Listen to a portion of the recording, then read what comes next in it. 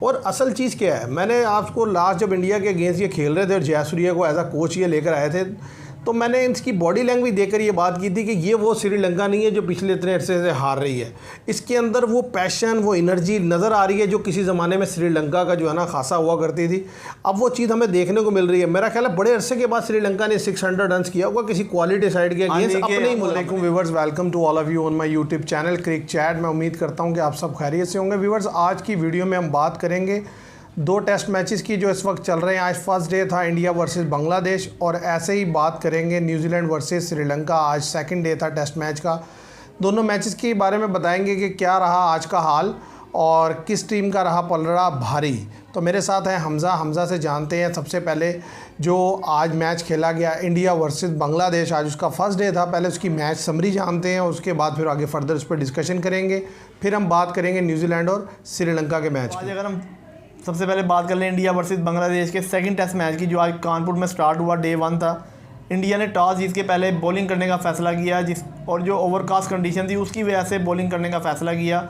और जस्ट आज डे 1 में 35 ओवर हो सके, और बांग्लादेश की जो इस वक्त पोजीशन है वो है 107 पे 4 for 3 आउट हैं।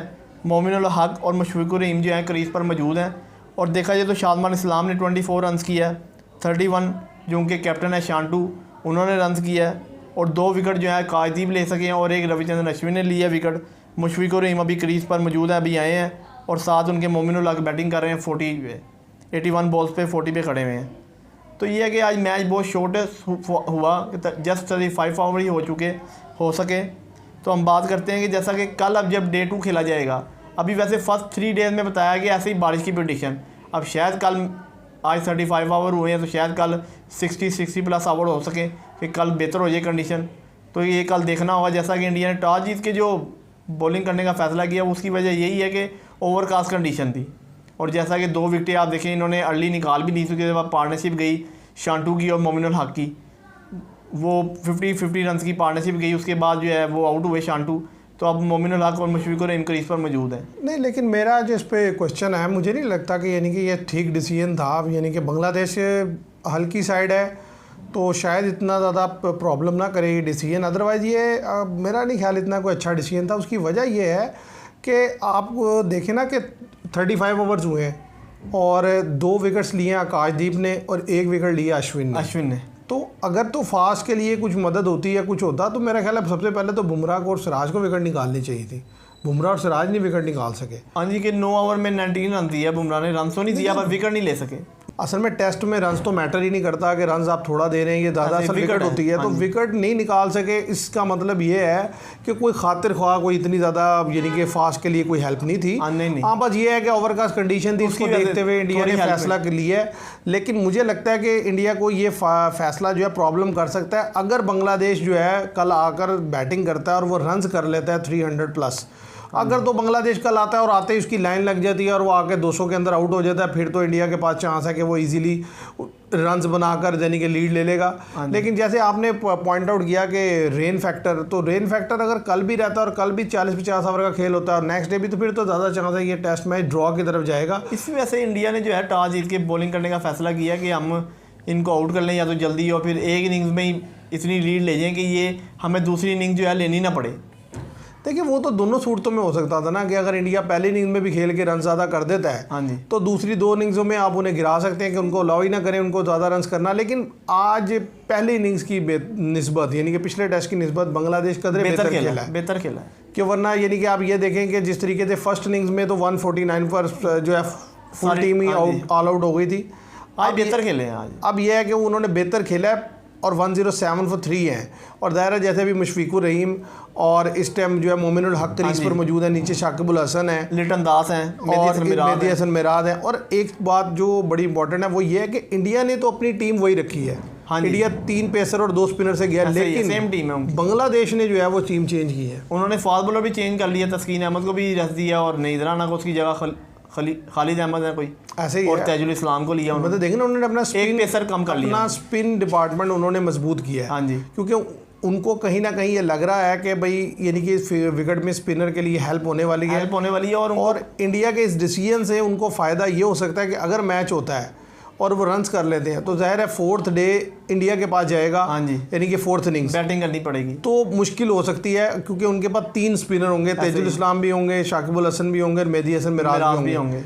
अब देखना ये है कि बांग्लादेश रन्स कितना कर पाता है। जिस तरीके से अभी खेल रहे हैं और जैसे 40 पे नॉट आउट है मोमिन उल हक, तो अगर वो कल आकर अच्छी इनिंग्स खेल जाते हैं और उधर से सबसे इम्पोर्टेंट जो है ना बांग्लादेश के पॉइंट ऑफ व्यू से वो है मुशफिकुर रहीम का रन्स करना, मुशफिकुर रहीम का रन करना और लिटन दास और जो हसन भी फ्लॉप ही है। जो इनके मेन बैटर है ना वो यही है, 3 है बस भाई। लिटन दास इनफॉर्म प्लेयर है, मुशफिकुर रहीम ने जब हमारे खिलाफ जो है 100 डबल 100 ऑलमोस्ट किया उन्होंने 180 रन किया, ठीक है, तो उसके बाद से वो नहीं चल रहा। मेहदी हसन मिराज हैं, मेहदी हसन मिराज पिछले टेस्ट में नहीं चले, इस टेस्ट में जरा उनका देखना है कि वो क्या करते हैं। मोमिन उल हक भी अभी आउट ऑफ फॉर्म ही से, पर यह है कि बेहतर बैट्समैन है इनके टेस्ट मैच में, रेगुलर खेलते हैं, टीम के साथ रहते हैं, तो ये है कि आज जैसा कि 40 पे नॉट आउट है तो चांस है कि ये भी लंबी इनिंग्स खेलते हैं और खेल देखिए अगर तो बांग्लादेश एक अच्छी इनिंग्स खेल के 300 रन्स करने में कामयाब हो जाता है, 300 प्लस रन्स, तो फिर एक अच्छा इंटरेस्टिंग मैच देखने को मिलेगा। क्योंकि अगर बॉल टर्न लेती है नेक्स्ट यानी कि कपल ऑफ डेज़ में, जो अपकमिंग डेज हैं 3rd डे और 4th डे में, तो फिर कहीं ना कहीं जो है इंडिया को भी थोड़ी प्रॉब्लम होगी और इंडिया को भी इधर टेस्ट करना है, उसकी जो बैटिंग लाइन है ना वो टेस्ट होगी सही तरीके से। क्योंकि अभी तो ये है कि 107 for 3 हैं, अभी आप प्रेडिक्ट नहीं कर सकते कि कल आकर अगर 1-2 अर्ली विकेट्स गिरे तो पता चले 170 180 या 200 के अंदर अंदर बांग्लादेश ऑल आउट हो गया और उन्होंने आकर अगर 300 या 400 भी कर दिया तो वो ज़ाहिर है आपसे नहीं होना। अभी आप देखेंगे इसकी एक रीज़न है कि अभी बुमराह ने कोई विकेट नहीं ली, और जब बुमराह विकेट लेते हैं तो आपको पता है 1-2 तो 7 ही विकेट ले लेते हैं वो। अच्छा, वो एक बात है, हम समझ रहे थे कि बुमराह को नहीं खिलाएंगे, लेकिन उन्होंने वो फिर बुमराह के साथ गए। इससे असल में देखें वो इंडिया जो है ना वो ज़रा भी रिलैक्स नहीं होना चाह रहा। नहीं वो चाह रहा है कि भाई ये 2 टेस्ट भी जीते और यानी कि एक तो जीत लिया, ये भी जीते और आगे न्यूजीलैंड के अगेंस्ट भी जीते, और फिर हम जब ऑस्ट्रेलियन सॉइल पे उतरे हैं तो हमें किसी किस्म का कोई इशू ही ना हो। बस अगर हम वो हार भी जाएं तो फिर भी हम क्वालिफाई किए हों और ये है कि कोई ये ना हो कि यार अगर मैच हार गए तो हमारे पॉइंट कम हो जाएंगे और हम नीचे चले जाएंगे, कि हमारी पोजीशन मजबूत हो नंबर 1 पे। जाहिर है तो फिर ज़्यादा प्रेशर जो है इंडिया पे नहीं उस पर रहेगा, ऑस्ट्रेलिया पे, क्योंकि जिस तरीके से श्रीलंका परफॉर्म कर रहा है। अब अगर उसकी बात की जाए श्रीलंका और न्यूजीलैंड का जो टेस्ट मैच है, श्रीलंका ने, मैं जैसे बात कर रहा था पहले टेस्ट में तो फिर भी कुछ हमें फाइट होती हुई दिखाई दी, दूसरे टेस्ट मैच में तो मुझे लग रहा है 1-साइडेड गेम होने वाली है। बात यह 605 रन जो किया उन्होंने उसमें बड़ी शानदार इनिंग्स आई हैं। चंदीमल की तरफ से जैसे आया है 602 रन, ठीक है, चंदीमल की तरफ से 100 आया है, हाँ जी, 116 रन। और कमिंडू मेंडिस की जितनी भी तारीफ कीजिए कम है कि भाई आप देखें उस लड़के ने जब से डेब्यू किया लगातार 8 टेस्ट मैचेस में 850s कर दी हैं। और बात यह है कि अगर तो वो अपने मुल्क में कर रहे होते तो हम कह सकते थे कि भाई नहीं यार इतना टैलेंट नहीं है, ये तो अपने मुल्क में रन्स कर रहे हैं, लेकिन वो अपने मुल्क में ही नहीं रन्स कर रहे, उन्होंने जो इंग्लैंड में इनिंग्स खेली हैं वो भी बड़ी शानदार खेली हैं। तो मैं तो वहीं पे कह रहा था कि जो लड़का यहाँ रन्स कर रहा है वो अपने सॉइल पे तो रन्स करेगा ही करेगा। और पहले भी अपनी सॉइल पे तो उन्होंने रन्स किए हैं। और आप देखें उसका वाजे जो उन्होंने दिखाया है कि मतलब दोनों टेस्ट की दोनों पहली इनिंग्स में 100 कर गए वो। हाँ जी। और असल चीज़ क्या है, मैंने आपको लास्ट जब इंडिया के अगेंस्ट ये खेल रहे थे और जयसूर्या को एज अ कोच ये लेकर आए थे तो मैंने इसकी बॉडी लैंग्वेज देखकर ये बात की थी कि ये वो श्रीलंका नहीं है जो पिछले इतने अरसे से हार रही है। इसके अंदर वो पैशन, वो एनर्जी नज़र आ रही है जो किसी ज़माने में श्रीलंका का जो है ना खासा हुआ करती थी। अब वो चीज़ हमें देखने को मिल रही है। मेरा ख्याल है बड़े अरसे के बाद श्रीलंका ने 600 रन किया होगा किसी क्वालिटी साइड के अगेंस्ट अपने ही मुल्क में काफ़ी रन था 600। आप देखेंगे वो, आप देखिए सारे लड़के रिस्पॉन्ड करके कुशाल मेंडिस भी 100 कर गए, कुशाल मेंडिस ने 100 कर दिया। उधर से आप देखें चंदीमल ने 100 कर दिया, डबल 100 के करीब नॉट आउट रहे, 180 मैथ्यूज 80 कर गए। तो वो उसके अलावा करुणा रत्ने ने रन किया 46, वो रन आउट हो गए। वरना सारी की सारी टीम परफॉर्म करके दे रही है और फिर जैसे ही आते ही 2 विकेट निकाल लिए हैं। आउट क्लास कर दिया न्यूजीलैंड को इस टेस्ट में। तो फर्स्ट टेस्ट में तो फिर ये था कि न्यूजीलैंड के 50-50 चल रहा था टेस्ट मैच, जब डे 2 कंप्लीट हुआ, डे 3 इस टेस्ट में तो वो आउट ऑफ क्लास कर दिया, आउट परफॉर्म कर दिया उन्होंने। जैसा कि 600 रन पहले बिल्डअप कर दिया और जब आते साथ ही जस्ट 14 ओवर में 22 for 2 हैं न्यूजीलैंड के, और दोनों ओपनर को उन्होंने पवेलियन भेज दिया। डेवन कॉनवे फ्लॉप हैं, टॉम लैथम को भी एक जयसूर्या भी ले गए हैं। 2 विकेट्स डाउन है और 14 आवर्स खेले हैं। हाँ जी, और जस्ट 22 बस। और वो विकेट जिस पे एक टीम 600 प्लस रन कर रही है और आने वाली टीम 14 ओवर खेलती है और जस्ट 22 रन बनाती है, तो इट्स अ क्लियर इंडिकेशन कि भाई ये टीम जो है सर्वाइव नहीं करने वाली और ये बड़ी इजी और बड़े मार्जिन से न्यूजीलैंड को डिफीट होने वाली है। ज़्यादा चांस है दोनों इनिंग्स मिला गई 300 करेंगे, ज़्यादा चांस है। अच्छा, अब मैं एक बड़ी इंपॉर्टेंट चीज़ की तरफ जो है अपने व्यूवर्स की तवज्जो दिलाना चाहता हूँ, वो ये है कि आप देखें न्यूजीलैंड की जो क्रिकेट है ना, अब वो पिछले 1.5-2 साल से जो है ना बिल्कुल ही डाउनफॉल का शिकार है। और उसकी बड़ी वजह जो मुझे नज़र आती है कि बाकी टीम्स की तरह, जिस तरह पाकिस्तान का हुआ, जिस तरीके से अफ्रीका की हालत हुई, अब न्यूजीलैंड के प्लेयर्स भी ज़्यादा प्रेफर लीग को करते हैं और अपने मुल्क के लिए खेलने को इतना प्रेफर नहीं करते। उसकी वजह से वो जो टीम कॉम्बिनेशन होता था ना, वो यूनिटी थी। अब पता ही नहीं चलता कौन कब आ जाता है और कब चला जाता है, कोई समझ नहीं आती। और इसलिए तसलसल से आप देखें परफॉर्मेंस नहीं आ रही। पहले वेस्ट इंडीज़ में जितनी बुरी परफॉर्मेंस रही इनकी T20 वर्ल्ड कप में, वरना इतनी बुरी परफॉर्मेंस नहीं होती जिस तरीके की ये उनकी हालत हुई। अच्छा, फिर अब जिस तरीके से श्रीलंका में बुरा खेलते हैं, इसमें कोई शक नहीं, कोई इतना अच्छा नहीं, लेकिन इतना भी बुरा नहीं खेलते जितना ये अब खेल रहे हैं। जैसा कि आप देखेंगे वही विकेट है, उस पर श्रीलंकन स्पिनर जो है वो बड़ा बेहतर परफॉर्म कर रहे हैं और विकेट भी निकाल रहे होंगे। असीता फर्नांडो ने पहले दूसरे हमें आउट कर दिया टॉम लैथम को। और इनकी आप बॉलिंग देखें, टीम सूथी हैं, वो विलियम रोड की चलें, वो नए हैं, डेब्यू भी उन्होंने किया है, मिचेल सेंसनर है, इजाज पटेल हैं, ग्लेन फिलिप्स हैं, रचिन रविंद्र हैं, और किसी से विकेट नहीं कर रही। बात ये 3 विकेट्स ग्लेन फिलिप्स ने, वो भी 150 रन खा के, नहीं बात 200 रन खा के लिए। मैं ये कह रहा हूँ पार्ट टाइमर विकेट ले रहा है, लेकिन जो रेगुलर स्पिनर है वो विकेट ही निकाल पा रहे। ना इजाज पटेल विकेट ले रहा है, ना सेंसनर विकेट ले रहा है। यही बस इवन के रचिन रविंद्रा भी आए तो एज अ बॉलर थे, फिर बाद में एज अ बैटर खेलने लगे जब अपनी बैटिंग बेहतर की। तो इससे क्लियर कट जो बात समझ आ रही है वो है न्यूजीलैंड की क्रिकेट का डाउनफॉल, कि समझ ही नहीं आ रही। अच्छा, फिर यही प्रॉब्लम इन्हें फर्स्ट टेस्ट मैच में भी थी, लेकिन इवन देन कोई चेंज नहीं। उनको डालते माइकल ब्रेसवेल को, भाई बात ये है कि मिचेल सेंसनर की जगह डाल लेते। बात ये है कि आप उन लड़कों पे स्टे तो तब करते हैं ना कि यार इनके साथ जाना है, कि अगर वो कोई बेहतर कर रहे हो। क्योंकि मैं तो ये कहता हूँ मिचेल सेंसनर भी काफ़ी अर्से से बैटिंग में परफॉर्म नहीं करके दे रहे। देखें बैटिंग क्या, वो बॉलिंग में भी उस तरीके से परफॉर्म नहीं कर रहे जिस तरीके से वो जाने जाते हैं, कि बड़ा अच्छा वो लूप दे के गेंद करते थे और बैट्समैन को, राइट हैंडर को तो बहुत तंग करते थे। मतलब 2019 का वर्ल्ड कप उठाएं और उसकी सेंथनर की बॉलिंग देखें इंडिया के अगेंस्ट, क्या ज़बरदस्त विकेट पे पड़ के कहाँ गेंद जा रहा है। तो बात यह है कि अब उनकी वो बॉलिंग भी इन पे भी नहीं हो पा रही, बड़ा इजी खेल रहे हैं खेलने वाले।